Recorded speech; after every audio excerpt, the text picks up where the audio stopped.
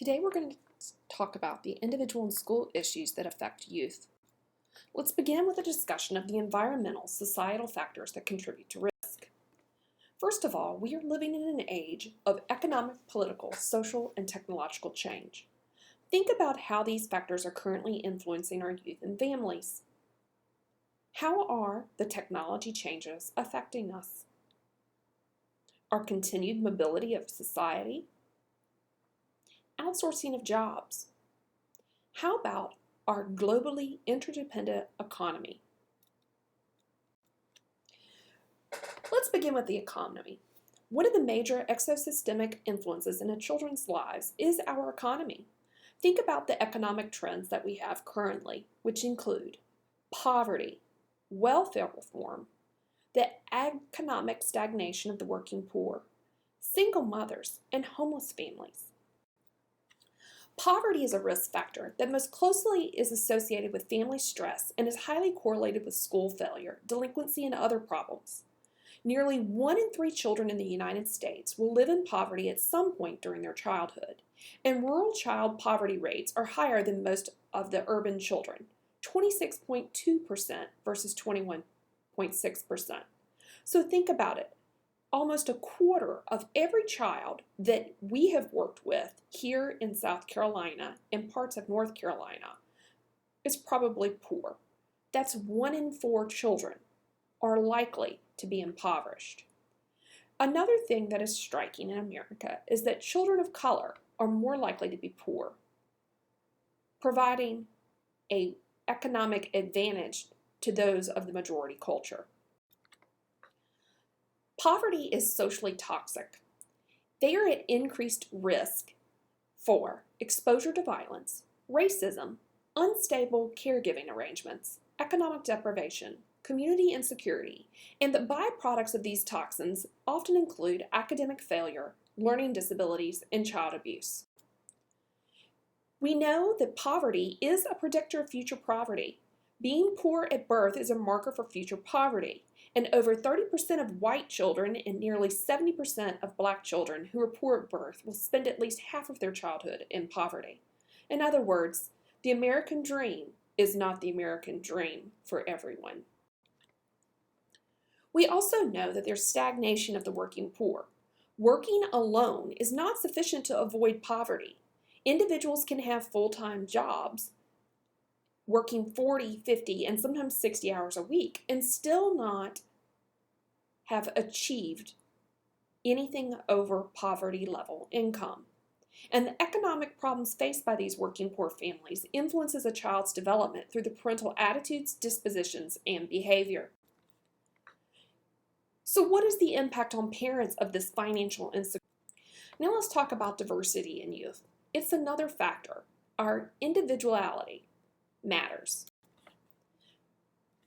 During 2008 to 2010, families of color were the hardest hit during the recession. They experienced a disproportionate share of the income and job loss. Exacerbated by the loss of these opportunities was a shift of manufacturing employment to outlying areas and outsourcing to other countries. Have you ever seen the TV show Outsourced? They also were overrepresented in blue-collar jobs and are most at risk during an economic downturn. In addition, being biracial or multicultural means that we often have to adapt to the external pressures of a dominant culture. Racism and social ostracism affect biracial couples and children. And remember that until 1967, interracial marriages were illegal. They were only recently sanctioned. In addition, children are often raised in these non-traditional families.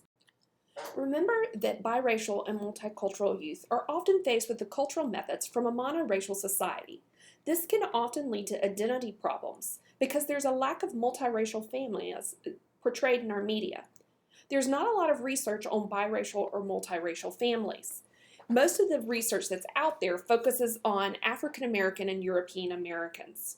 And a lot of the previous research has served to support negative stereotypes towards these biracial children, not positive stereotypes. We also know that the community acceptance matters. Community includes the geographical location and the ethnic composition of the neighborhood. The ethnic composition helps make up roles and rules for the community. And there are problems with social stratification among racial and economic lines, often resulting in distress and a failure to engage in supportive interpersonal relationships. When we have racially and ethnically diverse families, we often have to consider this. Family is our most important social influence, and there can be a problem when two or more heritages have to integrate. Sometimes the children may feel isolated and that they are to blame for the difficulties that they're having. And then the child is often assigned to a lesser desirable race, especially when it comes to African American and European American children. It's important for any counselor, school psychologist, or mental health professional to note the possibility of antagonism between groups within a family. Sometimes the two different heritages do not get along. Ethnically and diverse families often need to think about how they're going to socialize children. Sometimes parents try to socialize children by promoting the minority identity in the child, helping to socialize the children as having a dual identity, which is preferred, and sometimes they'll even go as far as to deny race as an issue and raise their children as simply human. Any one of these child-rearing values will impact the child's overall socialization. Now let's turn to immigrant youth and families. First-generation immigrant families face multiple adjustments to their new culture. There are two types of cultural identification that you need to know for this class. Acculturation, which means adapting cultural attitudes, behaviors, and values, and assimilation, where we do not desire to maintain our own cultural identities and solely identify with the new culture. Obviously, acculturation is preferred above assimilation. Racial and ethnic minority youth often have difficulties within the school setting. The youth usually referred for poor academic achievement, off-task behavior, poor social skills, negative attitudes about adults, sadness and depression, interfamilial conflicts, or acting out behaviors. Behaviors that are adaptive in a child's culture can seem maladaptive in conjunction with the majority culture. Further, the assessments must address problems concerning differential attention to, interpretation of, and tolerance for these behaviors, as opposed to parents, teachers having lower tolerance for breaking standards of classroom behavior in racial and ethnic minority youth. And furthermore, youth may be judged as deficient relative to educational norms and cultural differences in a new educational setting. With diversity comes the understanding of our ethnic identity and our self-esteem. Recall that Erikson's concept of identity is the peer group where the youth views themselves in relation to others. Differences in cultures and their concept of identity conflict with the balancing the need of the individual versus the family. There's a need for acceptance and validation of ethnic identity, and it is a significant predictor of wellness for minority adolescents. We also need to be careful when we consider the multiracial youth's sexuality and gender identity. They have special needs that must be recognized. Conflicting parental values and societal norms may be overwhelming. A pressure to conform to community roles and behaviors can create feelings of living a dual life, resulting in psychological pain and distress for the minority youth. Thinking about their socioeconomic class, race, culture, and gender combine to intensify issues of powerlessness and rejection experiences by the multiracial youth. Further difficulties can occur when racial and minority youth move into a neighborhood where social stratification occurs along divided racial and socioeconomic lines. Racial bias and stereotyping can even affect the career choices of minority youth. Remember, cooperation versus competition. If education is relevant to a career path and financial rewards, the minority youth is left to repeat educational career choices which lead to employment in low status, low paying, and racially stereotypical occupations. Socialization experiences, perceptions of career barriers, and discrimination contribute to the education and career barriers for some of these minority youth. Youth whose culture emphasizes education and immigrants who immigrated for educational purposes obviously will adapt more rapidly than others will. Thus, in our language and communication, it must be effective. Effective communication involves both parties accurately sending and receiving verbal and nonverbal messages. Minority youth risk both culturally biased educational and mental health assessments, as communication styles and interpersonal behaviors can differ from those of the dominant culture.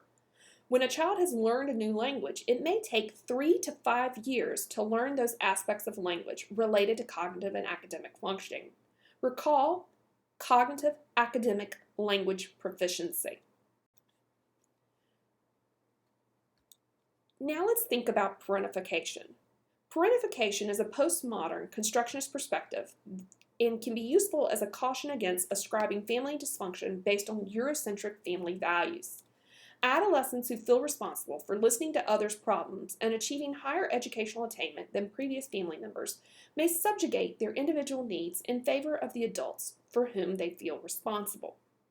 In other words, they feel the need to take care of everyone else and place everyone's needs above their own. Now let's discuss the development of role in biracial and multiracial identity models. Models of biracial identity address the limitations of previous identity models, which base identity formation on non-minority persons. The biracial identity model allows for integration of dual racial and ethnic identities. Root allows for a more flexible four-path alternative to the stage model, which describes 4 routes to achieve successful biracial identity. There has also been proposed a multiracial factorial model, which is nonlinear and represents factors of dimensions of identity. Now let's talk about prevention. Remember that when we're using prevention efforts that support and maximize protective factors while reducing risk factors are more likely to be successful. Therefore, we need to offer the program to the youth that are at risk for symptom development, as well as those already experiencing some level of symptoms. Services should be helpful to all youth. One approach to prevention is at the individual level. Education on responsibility and self-discipline, hope, optimism, and communication skills can benefit youth facing such risk factors as poverty, psychosocial and economic stressors, or dysfunctional family dynamics. Efforts should acknowledge the youth's developmental level, language, learning style, cultural considerations, and the appropriateness of the method for the particular problem. Family approaches to prevention need to include an emphasis on the biological and developmental factors, family factors, and ineffective parenting that have the potential to contribute to a child's academic and social emotional problems. The earliest prevention efforts that we know of should focus on prenatal and healthcare programs for the families. Programs that are designed to address specific issues such as abuse or neglect could assist a family in preventing further deterioration of the family dysfunction. Positive Parenting Program, or Triple P, has been known to be a population-level family approach to behavioral parent training that focuses on these specific issues as abuse or neglect. In the school-based programs can address multiple risk factors. Prevention in the school begins with a comprehensive preschools, compensatory programs, and before and after school programs. School-based programs are more accessible to families and can potentially avoid the usual stigma associated with traditional mental health services. Within the community, prevention efforts strengthen existing support for families in the school and in community organizations, allowing schools to work with the community. The target is not the individuals or even groups of individuals, but the norms, structures, and practices of organizations, communities, society, and even the nation. Now let's discuss intervention strategies. At the individual level, empowerment models of counseling recognizes the impact of such issues such as poverty, racism, sexism, heterosexism, and socio-political issues. Competent counselors should be aware that their own place within the larger culture may influence what they perceive as problems and how they respond to them. At the family level, we need to consider, again, the developmental issues plus cultural minority issues can result in additional family distress. Parent training programs, like I discussed earlier, assist parents to interact with teachers and advocate for their child's social and academic development. Family support groups offer education for parents and provide an opportunity for parents to build relationships with other parents in similar situations. At the school level, intervention strategies should emphasize academic success that's critical for racial and ethnic minority children. So counselors may seek access via the family. Counselors may educate faculty and staff about the role and impact of racial and ethnic identity development on youth, and counselors may focus on the role of education. At the community level, intervention strategies for ethnic and minority youth include creating a connection with the community that fosters a sense of belonging and offers tools for healthy development. Therefore, prevention efforts should focus on improving socioeconomic conditions, expanding opportunities for adequate housing, assisting parents in accessing childcare and job opportunities, and assisting families in integrating into community norms. Counselors should assist children in accessing community resources as well. So, in terms of adapting for diversity, prevention and intervention programs, we need to understand issues from the worldview or the perspective of the client. We need to take initiative and become comfortable acknowledging and exploring the client's cultural differences. We need to identify and embrace the existence of strengths for a culturally diverse family and emphasize these strengths. We also need to be aware of how the client identifies him or herself racially by promoting sensitivity through the use of sensitive, non-judgmental interventions that clarify the client's perspective or worldview. We also need to consider that before working with a new cultural group, that we should look at the bias, stereotypes, and negative concepts that we may hold against the group. We may need to create our own cultural genogram and use it as a source of connection in these cross-cultural interactions. Learning a second language and finding venues to practice your new language in order to facilitate its use within your practice is also preferred. Finally, find a colleague with expertise in multicultural issues. Consult honestly and often with them. Now let's move to young single mother families. Young female-headed families are at risk for the greatest risk of poverty and co-occurring problems. Babies born to teen mothers are at a higher risk of being born preterm and with low birth weight. In 2006, the U.S. saw the first teenage birth rate increase in more than a decade. We discussed homeless youth, but let's take a deeper dive into this. Homeless families. Homelessness has always been a major issue facing families, and it is increasing. School-age children and independent homeless youth represent the fastest growing population of homeless individuals in the United States. The U.S. Conference of Mayors issued a status report on homelessness in 2014, which noted that homelessness among families increased in survey cities by 3%. Among those requesting emergency food assistance, 56 persons in the families and only 38% were employed. About 27% of the demand for emergency food assistance went unmet. 84% of the cities surveyed expected the need for emergency food assistance to increase in the coming year. There is obviously a lack of affordable housing, and that was the most commonly cited cause of homelessness. On average, families with children represented 40% of the homeless population, and families had to wait an average of 2 years for public housing assistance. Now, families with small children represent approximately 40% of the homeless population. Conservative estimates indicate that at least 500,000 youth, or 500,000 youth, are homeless in the United States. Children who are homeless are at greatest risk for academic, social, emotional, and behavioral problems in school.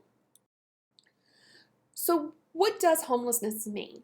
Homelessness includes primary residence that is a public or private shelter, emergency housing, hotel or motel, or any other public place, including public parks, cars, abandoned buildings, or aqueducts.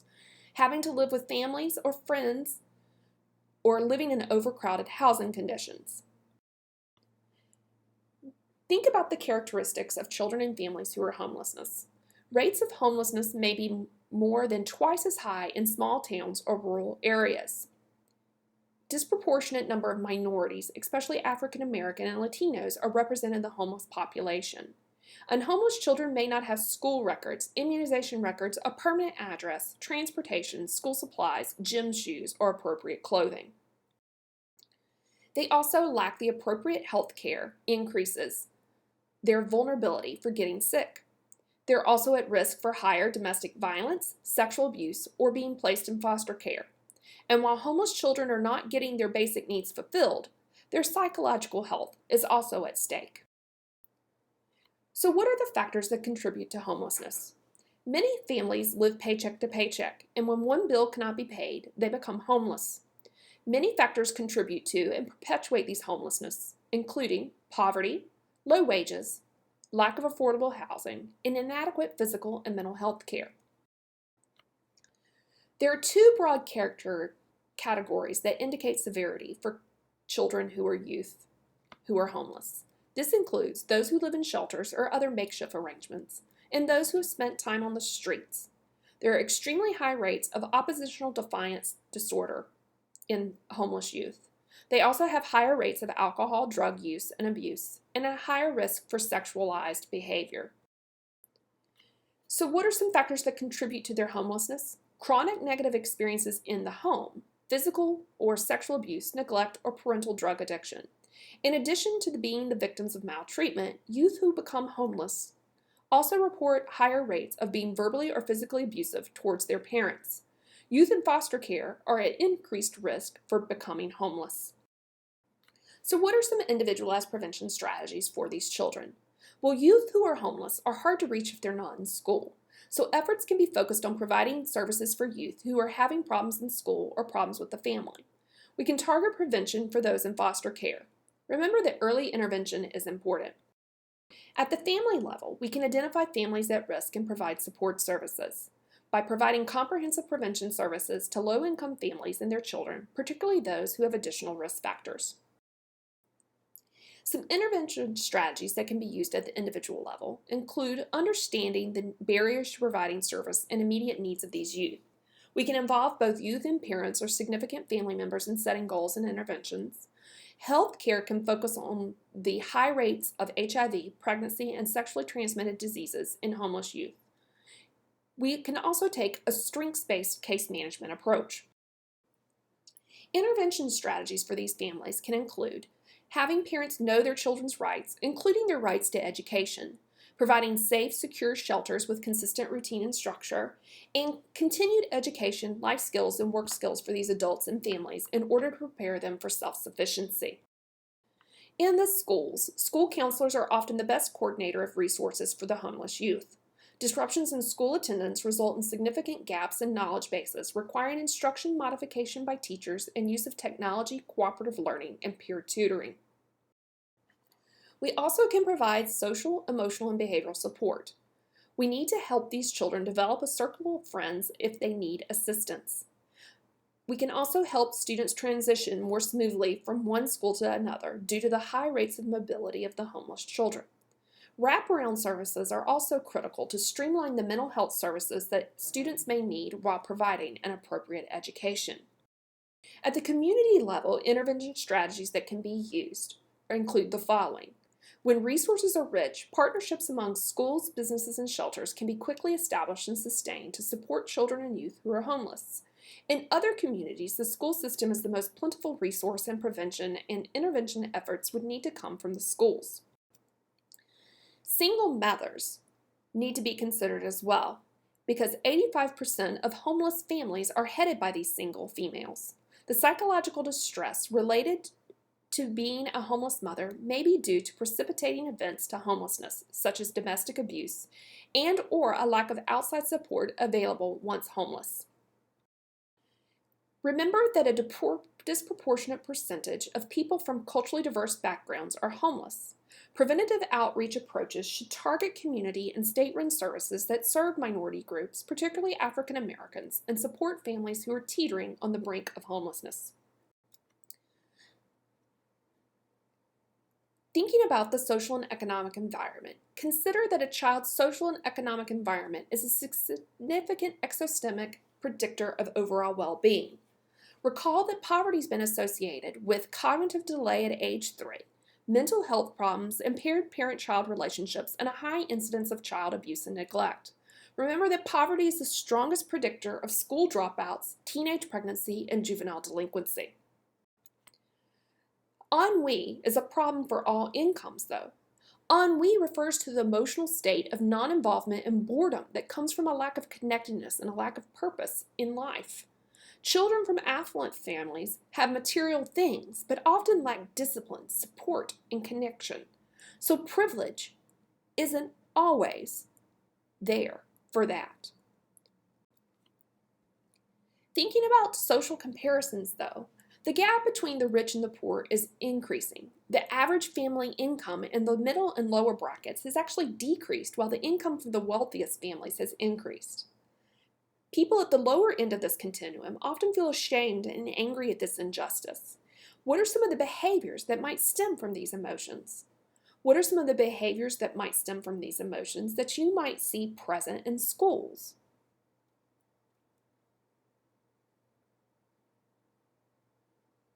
So what can we do? Well, here are a few policy proposals. Universal child care, comprehensive preschool programs beginning at age 3, providing before and after school educational centers, family empowerment, and getting communities and neighborhoods involved. So what is empowerment? It's the process by which people, organizations, or groups who are powerless or marginalized become aware of the power dynamics at work in their life context, develop the skills and capacity for gaining some reasonable control over their lives, exercise that control, refrain from infringing upon the rights of others, and at the same time support the empowerment of others in their community. So in thinking about empowerment, empowerment involves critical consciousness, skill development, exercising choices and behaviors, and social activism. Now let's think of ways helping professionals can actually violate others and reduce. So now let's move on and talk about critical consciousness. It's an awareness of the power dynamics that affect a person's life, ecology, and critical self-reflection or understanding the person's own contribution to that ecology. An analysis of power dynamics can focus on a variety of issues, such as family systems, school and community factors, local, national, government policies, racism, sexism, or homophobia. The key is to help individuals understand how these issues affect them as individuals and as members of the community. Fostering critical consciousness helps young people and other family members identify social influences, decide what they are and are not able to change or control among these influences, and initiate desirable changes in their lives. Skill development is necessary. In order to succeed, youth need the skills necessary for enacting responsible choices. Social skills, self-regulation skills, decision-making and assertiveness training, relaxation techniques, and so on. Other skills allow youth to take an active role in negotiating various power structures in their lives through writing letters and public speaking. Thinking of exercising choices and behaviors, these problems are often rooted in systems, and individuals can and must share the responsibility for addressing and alleviating those problems. Identifying new choices and behaviors provides individuals with opportunities to practice and actively pursue those choices. Prevention requires changing the environment that fosters factors such as poverty and discrimination. Successful prevention includes analyzing, planning, programming, and action. When we think about action, by whom? It needs to be by both the helpers and the clients. We must work together. Now let's talk about the individual characteristics of high and low risk children and youth. The idea of resiliency, which we'll discuss further in a little bit, is the capacity to adapt and function despite chronic stress and adversity. Resilience is not a static trait, but is influenced by both internal and environmental factors. The development of resiliency is related to 3 areas: social environment, family milieu, and individual characteristics of resilient youth. Resilience. The family phenomena referred to as resilience challenges the negative assumptions found in deficit-focused models. Resilience results from good outcomes in spite of exposure to risk, and the issue becomes one of creating healthy systems that invite youth to participate in meaningful activities rather than repairing individuals who have been overcome and damaged by risks. Key research points to resilience as an evolving construct that is understood in multiple ways. A notable body of research and practice has at its heart the radical notion that resilience is a capacity all youth have for healthy development and successful learning. Resilience is a self-righting capacity fostered transactionally in the presence of certain environmental supports. Resilience is the end product of buffering processes that do not eliminate risk. Let's define resilience. Resilience is defined as, given the diversity within the resilience literature, the chapter that we're going to be talking about for the rest of this class defines resilience as a dynamic developmental process of healthy human development growing out of nurturing relationships that support social, academic, and vocational competence, and the self-righting capacity to spring back from exposure to adversity and other environmental stressors. If you consider our previous definition of resilience, it's given risk factors that are there being able to function in life long term. Resilience research supports a developmental theory of change by Bowlby, 1969, Bronfenbrenner, 1979, Erickson, 1963, Rogoff, 2003, and you can see this figure here to consider that. When young people experience home, school, and community environments rich in proven developmental supports and opportunities, which here are called external assets or protective factors, or of caring relationships, high expectations, and opportunities for meaningful participation and contribution, they are much more likely to meet their developmental needs or drives for love, belonging, respect, identity, power, mastery, challenge, and meaning. There are multiple factors influencing the developmental trajectories of youth and many explanations for the difficulties youth face. So merely identifying risk and causal factors does not work to help youth develop in positive ways. Emmy E. Werner is considered the mother of resilience. Her work on the lifespan and cross-country cultural studies and her colleagues concluded that resilience is the natural human capacity for self-righting. So if you consider a boat that's about to tip over, if you move slightly, it may prevent it from tipping. That's what we're talking about with resilience. And their work on the transactional ecological model of human development posits that people are active, self-righting organisms that continuously adapt to their environment. Werner's longitudinal research results have led researchers to conclude that it was unusual for more than half of their cohort to develop serious disabilities or persistent problems, even among children exposed to potent, consistent risk factors. And the results also show that the most delinquent youth do not necessarily develop into career criminals. That's good news for us. Werner and Smith also found that resilience is not something that is fixed and concrete, but a quality that is enhanced by protective buffers that appear to transcend ethnic, social class, and geographical boundaries. Individual variability has to be taken into account, but the majority of resilient youth have a variety of internal or external protective factors. At each developmental stage, there's an opportunity for protective factors called personal competencies and sources of support that help counterbalance the negative weight exerted by adverse experiences. And these so-called second chance opportunities were usually found at major life transitions. Such opportunities enabled high-risk individuals to rebound, and are frequently found in adult education programs, the military service, active participation in a church community, or a supportive friend or spouse. Early research regarding resilience has concentrated on understanding the personal qualities found in resilient individuals. As research has evolved, resilience has begun to acknowledge to derive from factors outside of the youth and to be the result of underlying protective processes rather than individual protective factors. Werner's transactional ecological model of human development asserts that personality and individual outcomes result from transactional processes interacting between and among the self, agency, and other environmental influences. Think Bronfenbrenner. And successful prevention interventions must focus on enhancing and creating positive environmental contexts that support the individual, the family, and their community. We also know that youth with a positive sense of well-being demonstrated the following: high social competence, good problem-solving skills, autonomy, a sense of purpose and future. They have many caring relationships, there are high expectations for their behavior, and they have opportunities to participate and contribute to their school, their family, and their communities. Unfortunately, though, on the flip side of that is we have risk discourse, and Counselors, teachers, parents, and other core providers are challenged to understand how dominant discourses affect their clients' stories are heard, understood, and responded to.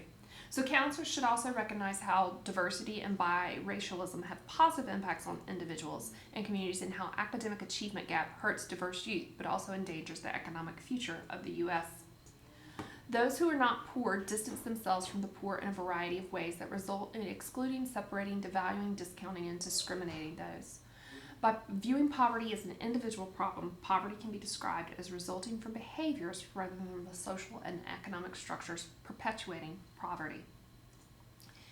We also have the idea of a career discourse, and when we begin a meaningful careers dialogue, it begins with an understanding of the child's hopes and dreams. Parents, counselors, and teachers need to see that hope emerges from finding passion for work and meaning embedded in those activities one chooses to do.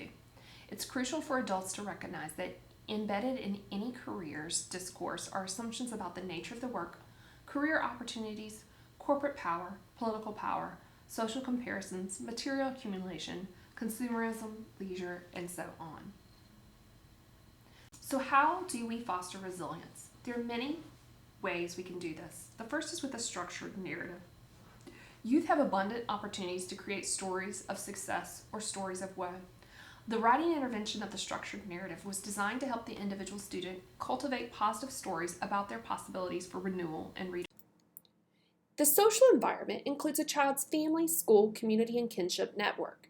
When social support is low in one setting, such as the family, persons in other settings can compensate by providing assistance. Caring relationships increase resiliency. They provide emotional support, encouragement, and advice. There is a study that shows that in schools, it only takes one individual to show that they care, the power of one, if you will, to improve a child's well-being. The family milieu is often important to consider as well. Family factors that influence resiliency include effective parenting strategies that are well-balanced, parental support and involvement, healthy communication patterns, parental monitoring, and positive parent-child relationships. Individual characteristics include proactive problem-solving and constructive perceptions of problems, in other words, optimism, the ability to form positive relationships, a vision of a positive and meaningful life, the ability to be alert and autonomous, social, school, and cognitive competency, an internal locus of control, impulse control, reflectiveness, and positive self-regard. Also, having a sense of humor, the ability to delay gratification, and a future orientation are often considered resilient characteristics. There are considered 5 C's of competency that distinguish between high and low risk youth. This includes critical school competencies such as basic academic skills and academic survival skills, the concepts of self-esteem, and self-efficacy, connectedness, which include communication with others, perspective taking, and solving relationship problems, and coping ability. And finally, control over decision-making skills, delay of gratification, and understanding your purpose in life. Let's talk about the critical school competencies. There are basic academic skills such as numeracy and literacy, and then there's academic survival skills such as work habits, attending to tasks, and following directions. There's also peer relationships. In terms of the second C, the concept of self-esteem and self-efficacy, recall that the concept of self is the perception of the self in a variety of areas: academic, physical, social. This is what we call cognitive thinking. Then there's self-esteem. It's the evaluation of those perceptions relative to others. This is the affective domain, or the feeling domain. The third C is connectedness. This is communication with others, both in formal and informal settings, such as talking to a teacher, talking to your friends, the ability to join and leave groups of others, ending a conversation, humor, interaction flexibility. There's also perspective taking, which includes empathy. And then there's social relationship problems, such as relationship skills.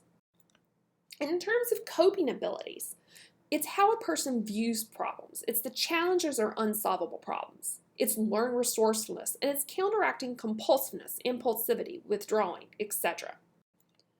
Control is the idea of our decision-making skills, delay of gratification, and our purpose of life. Mindfulness involves focusing on one's present moment with awareness and acceptance.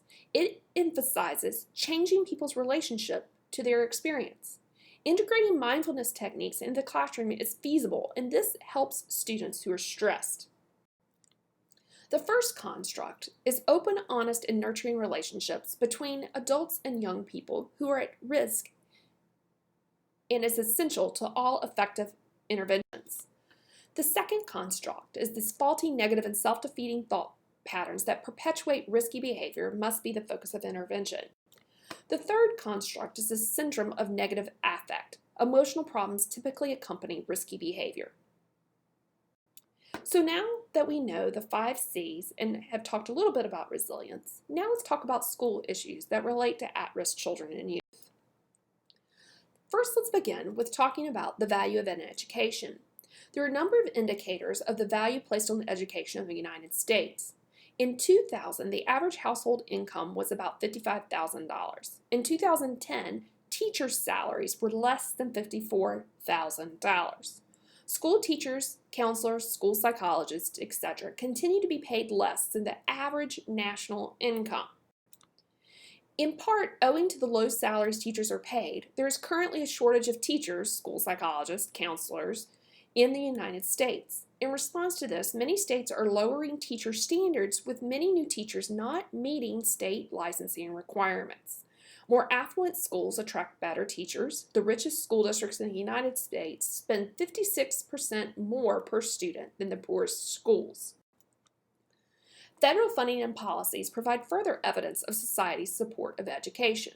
In the 1990s, states spent more on prisons than education.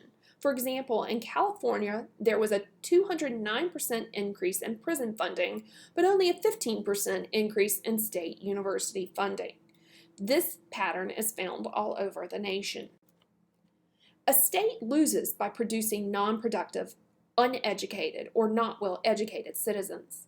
If schools do not provide a safety net for children, health and well-being are reduced for society as a whole. And investing in prisons instead of education is an expensive, wasteful, and failing long-term strategy because there is no intervention in prison. The PISA study is the Program on International Student Assessment, compared the U.S. teens and those to 27 industrialized nations. Overall, American 15-year-olds were close to the international averages in all 3 areas studied: reading, math, and science. However, a closer look reveals a disturbing fact. How well young Americans are educated depends on their ethnic background. Look at this. Whites are second in reading, 7th in math, and science. African Americans and Hispanics, though, are 25th or 26th, so much further along in the comparison. Now let's talk about some uncomfortable truths. The United States runs separate but unequal schools and neighborhoods. The poor conditions of the schools and neighborhoods for children in poverty and those of color. Think about the I-95 corridor of shame. Why is it called that? Have you been into those schools? As a nation, we accept poverty, violence, drugs, unequal school funding, uncertified teachers, and institutionalized racism in the schools that serve these children. So let's think of some of the elements of effective schools. These include leadership behaviors, an academic emphasis, teacher and staff factors, student involvement, community support, and social capital. The school culture is determined by student involvement, teacher factors, community support, curricular focus, and educational leadership. The school culture provides a set of rules, expectations, and norms. It enhances or decreases a student's self-esteem through shared values, beliefs, and rituals. The student climate is where peers provide students an opportunity to develop interpersonal skills. Overall belonging to a group is a positive factor. Students with more friends at school feel more connected to their schools and generally have fewer problems. Thinking about climate and student grouping. Students who succeed in high school have high expectations of themselves and a strong, positive sense of belonging to the school community. Students who are at risk for school failure are often placed in lower ability groups and excluded from the academic success community. Peer involvement also matters. Thinking about this, peers can have both positive and negative influences. Prevention and treatment of teens should focus not only on individual problems, but those on the peer group itself. Often a teen receives treatment away from peers and then quickly regresses into past behaviors when reconnected with a deviant peer group. Now let's think about the teacher climate. Factors that create a positive teacher climate include consistent and focused meetings with teachers and support staff, shared decision-making and leadership organized around shared values, commitment, and beliefs, identification of teachers as professionals, and increased teacher empowerment, particularly with regard to the curriculum. Thinking about this then, positive behavior supports are important. Remember that this is a system-wide approach to school behavior management, and it combines a system that supports teacher behavior with data that supports effective decisions and practice that supports student behavior. The main focus here is to change individual behavior by changing the context in which the behavior occurs. School structure is also crucial. School structure is how the school is actually configured. Typically, schools are configured by grade, but they can be also configured so that they are, for example, schools within a school so that smaller groups of students are clustered together. This often occurs when we have things like a freshman academy. School choice has often been offered as a solution to poor quality schools. However, it has been criticized on the grounds that it will reinforce and replicate inequities for ethnic minorities and students from lower socioeconomic classes. John Hattie's research has indicated that school choice has minimal effect on improving a child's overall achievement. In fact, the effect size is close to zero. Charter schools have often also been considered. Charter schools have the freedom to be innovative and the source of good ideas. It is difficult to measure their effectiveness as they vary greatly in their characteristics.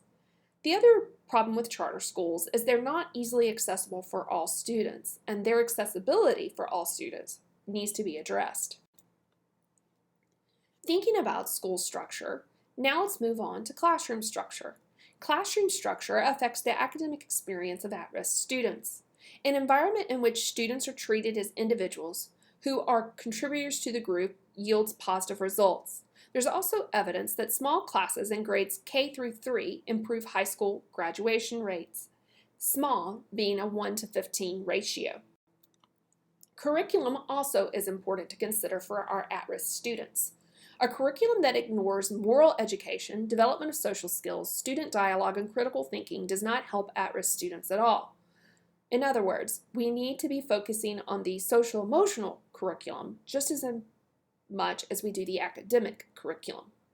Assessment of student learning should also go beyond standardized test scores. Education needs to be connected to the world of work to help these students. We also know that bilingual education is important for many at-risk students, but often neglected.